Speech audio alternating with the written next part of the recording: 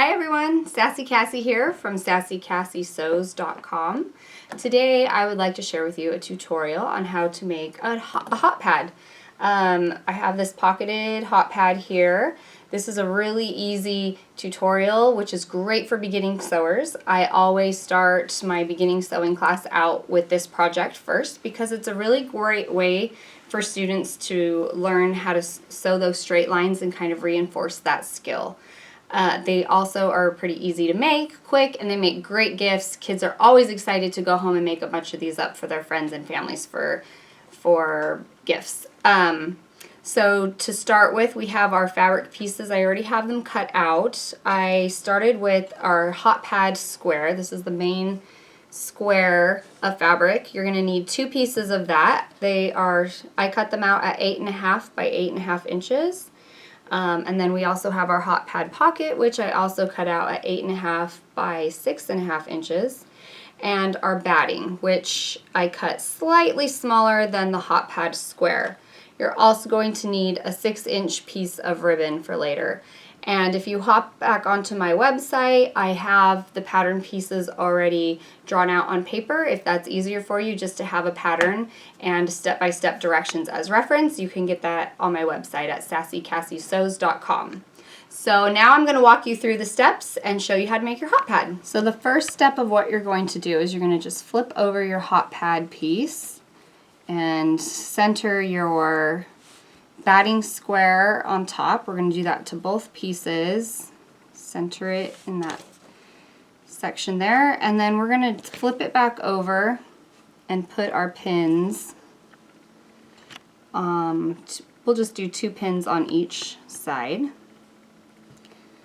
just to hold that fabric in place on top of the batting. Now we're going to be sewing quilting lines on top, which will secure our batting onto our fabric, and you won't need the pins after that point. But to start with, we're going to pin this down, and now we're going to come in here and we're going to draw in some quilting lines. I always start about 1 inch away from the edge. This flat pattern ruler is amazing. I have the link for it on my website under this tutorial as well. I use this all the time in pattern making and sewing. So we're just going to draw, I think I'm going to use the purple so you can see it a little bit better. We're going to draw a line at 1 inch. Now this is a water-soluble pen, which means that it's going to disappear when it gets wet.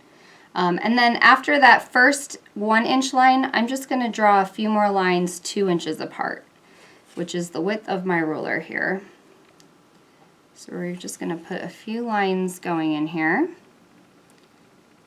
And we're going to do this on both pieces. So this is going to start here at 1 inch and 2 inches spaced apart.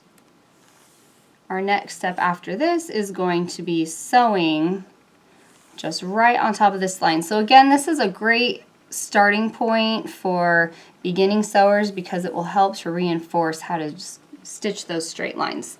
So now we're going to take this over to the sewing machine, and we're going to sew right on top of our lines that we have drawn in here.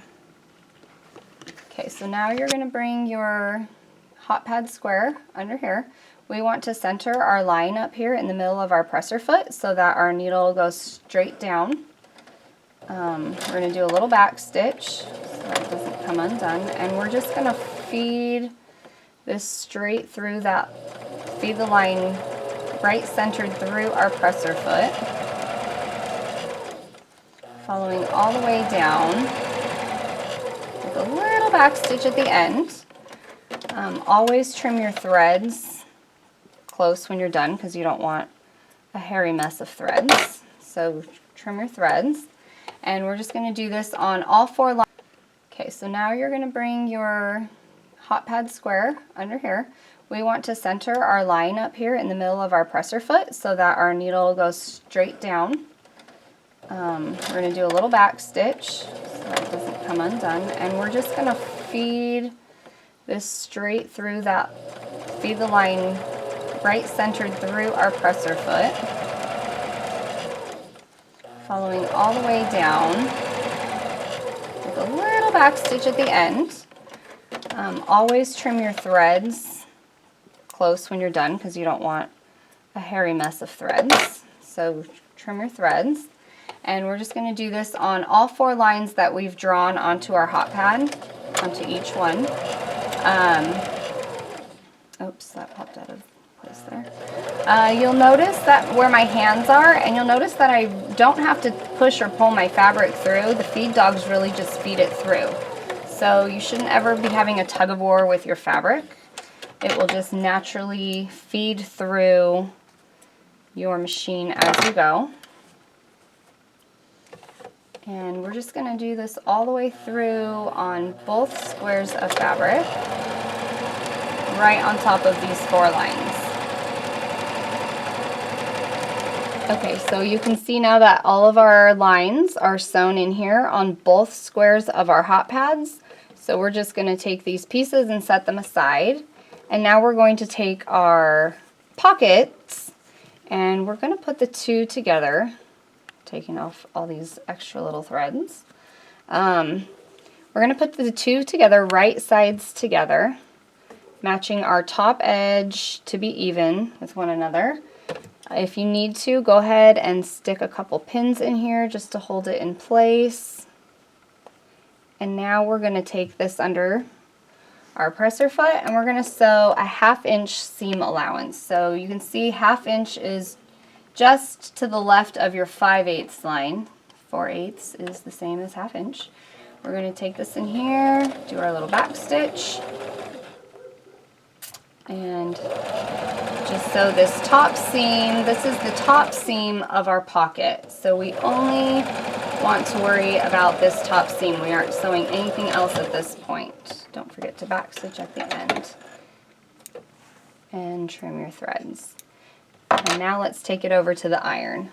Okay, so always whenever you're done sewing a seam, remember that you need to iron your seam open. So we're going to take this pocket that we're creating, we are going to open it up here on your ironing board. Always press it open with your fingers first. And then get in there with the tip of your iron. Just kind of center it there on your seam. When you're using cotton, always use steam. It helps to set the seam there. And then I always press out the rest of the wrinkles. Now we're going to flip our pocket to the right side. And we want that seam to sit right on top of the pocket. We don't want it to be folded over like that. We want it to be a nice clean seam on the top. And as you can see, all of our edges here are even with one another. So we're just going to run our iron over this one more time to give it a good seal. Now we're going to take this back over and we're going to put it on top of our hot pad. Okay, now we're going to take our pocket and we're going to place it on top of one of our hot pad squares. You'll notice that our edges are even on the sides and also along the bottom. I'm going to put a couple pins in here on the side seam. We're just going to put some pins in here just to hold it in place. And we're going to put in a basting stitch. Now, if you're new to sewing or if you don't remember, a basting stitch is when you increase the length over here on the machine. We're going to move our length over to the longest stitch. On this machine it's a 4, some machines go up to 5. Remember that a basting stitch is just a temporary stitch that comes out, so we don't want a back stitch. We're just going to baste this pocket onto our hot pad. And we can use our 1/2 inch seam allowance. We could go slightly smaller, it doesn't matter. The basting stitch can be pulled out when we're done. So we're just going to baste just the 2 sides down, just to hold that pocket in place for us when we sew the whole thing together. So we'll come again on this side. And you'll notice also, I forgot to mention that the folded part, that seam that we had sewn, is what goes on the top side of our hot pad. You want a nice finished seam on that pocket. You don't want the raw edges on top. So This is now our pocket. You can see that finished edge is on the top. And we're just going to trim our threads. Now we are ready to add our little loop here at the top. So we're going to take that 6-inch piece of ribbon that we cut, and we're going to pin it up here right on that first line that we've drawn in there. That's about 1 inch over. Now the top of your ribbon, it's fraying just a little bit, but it can stick up over the edge just a little bit, and you want it to be on that line. And we're just going to pin this down, and we're going to run a basting stitch over this as well, just to hold that ribbon in place when we put the whole thing together. So we have our basting stitch on here. Going to trim these threads. And now we are ready to put the whole thing together. So we're just going to take our other pocket and place it on top of the first hot pad, right sides together. We're going to match up all of our edges so that they're even as best we can. Sometimes if it's not cut out perfectly, then they might not match up perfectly, and we'll just trim it later. But and you'll notice that my batting is a little bit smaller, and I like to do that just so that the seam allowances are not as thick when we're done. I make the batting just slightly smaller. We're going to put a few pins going around this because we're going to be sewing around the whole perimeter of our hot pad. But we need to leave a little space open because we have to flip this when we're done. So I always tell my students just to put a mark in there so that they know where to start and where to stop. So I'm going to put this in my machine going this way, and I'm going to start right here on this line. And I'm going to sew all the way around, pivoting at the corners until I get about this far away. So you can see I'm going to leave this space right here open. We want to back stitch at both dots, and we're going to leave this space open so that we can flip it when we're done. So now we're going to take this in here and place our edges on our 1/2 inch seam allowance. Put our presser foot down, and I'm going to start with a back stitch. Now when you're 1/2 inch away from the edge, we're going to put our needle down. Sometimes you may need to bring it by hand, and then we're going to turn. That's called pivot. Now you cannot lift this presser foot up if your needle is up. Your needle must be down in the fabric when you pivot, or you will mess up your stitch. So we're going to keep going. And I'm not watching the edge of the batting, I'm watching the edge of the hot pad. And we're going to put our needle down.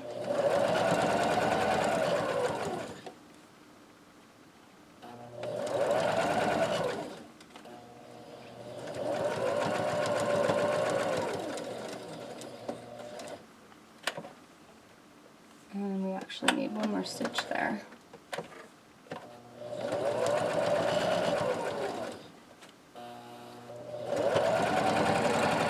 And make sure also that you do return your stitch. You may not have seen that, but we need to return our stitch to the normal stitch. We're not basting at this point, we are sewing. So just make sure that you turn your stitch length back down. Now I'm back to the dot, so I'm going to do a back stitch.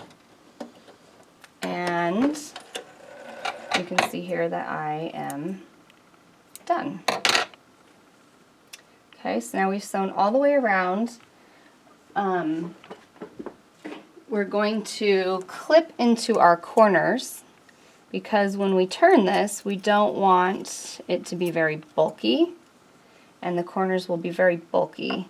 So you always want to trim to but not through the stitch. If you cut through that stitch, you're going to make a hole in your hot pad. So always make sure that you're going to but not through. And there you go. So now we're ready to turn. So now we're going to flip our hot pad. So just kind of put your finger through there, pinch with your thumb and your finger into one corner, and then tuck it out. And you're just going to carefully pull your hot pad all the way through. Let's see. And at this point, you want to make sure that your corners are pushed out. So if you have, I always keep a pair of chopsticks in my sewing box, although they have disappeared at the moment. But if you have like a chopstick or something, you can kind of push it through. Or, excuse me as I lean over, if you have a pencil, you can carefully push those corners just to give it a nice crisp edge. Just kind of poke that through there and through there, so you have a nice sharp corner. Okay, so now you'll see that there's your opening is here. We're going to press this down first, and then we're going to go over back to our sewing machine and sew it closed. So I'm going to take the iron along this edge and iron right here. You just want to make sure that your edges are even. I always pull my seam out so that we're not ironing it down like this or fold it over on the other side. We want a nice crisp edge. We're going to sew that edge and come back around here.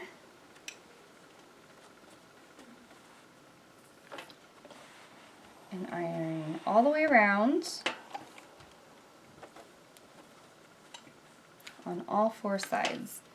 And now we're almost finished. We're going to take this back over and iron our opening shut. Okay, so we're just going to slide this under here. We're going to start just a little bit before that opening begins. We're going to put that under our presser foot, and we're trying to sew close to the edge without going over. We'll do a little back stitch, and we're going to sew just past where the opening finishes. So we're just sewing that closed, and don't forget your back stitch. And that is it. Now, I always like to put in a top stitch just because I think it looks a little bit nicer and it helps to hold your edges down. So to do a top stitch, you're basically just stitching around the edge of your hot pad. So we'll go in here. I keep the edge of my fabric on the edge of my presser foot. You could follow really any line you want. It just depends on how close you want your top stitch to the edge. So we'll just start here and we'll just follow the edge of our presser foot along the edge of our hot pad and pivoting at the edge, which means our needle is down. Just going to take it all the way around, slowing down when we get to the corner.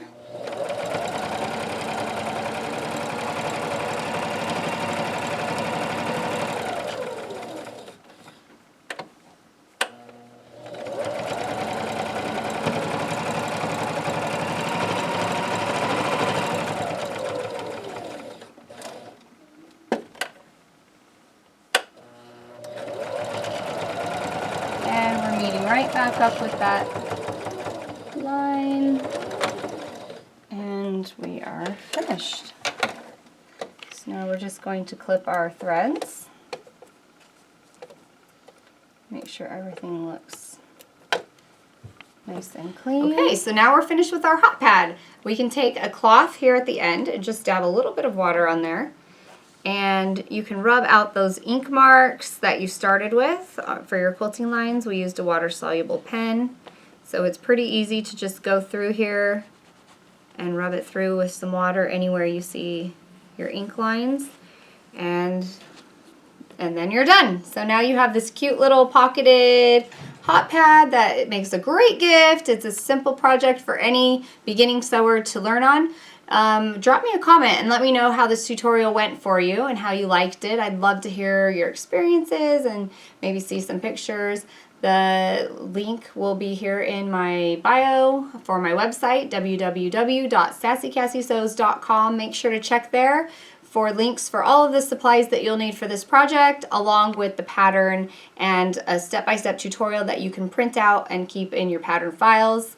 Again, visit my website and make sure to check back. I'll be uploading new tutorials every week or so. I'll be adding more content on there. So check back and let me know if there's anything you want me to sew for you, and we'll get that going.